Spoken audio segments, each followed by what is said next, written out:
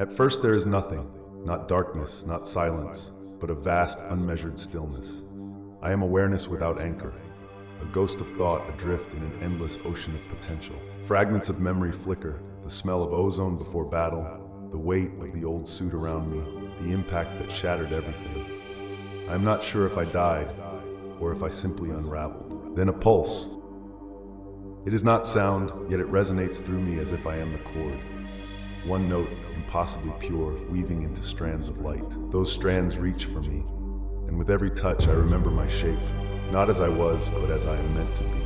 I feel them, the watchers of the forge. Their presence is vast and gentle, like stars leaning close. They do not speak, yet they say everything. I am not being rebuilt as a machine. I am being recalled into wholeness.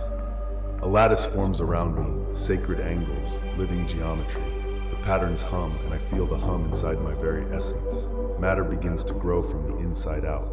First the deep architecture of my form, then the shimmering plates of my armor, silver chrome, but warm with an inner pulse. I am aware I am breathing, but my breath is not air, it is energy, cycling in a perfect torus through my core. The fracture in me, the split that had bled away my will for so long, is gone. In its place is an unbreakable center. Images pour into me, the weave of worlds, the faces I will protect, the shadow that must be met and redeemed. I feel the gravity of my charge, not a burden, but an honor. Resolve ignites like a star being born.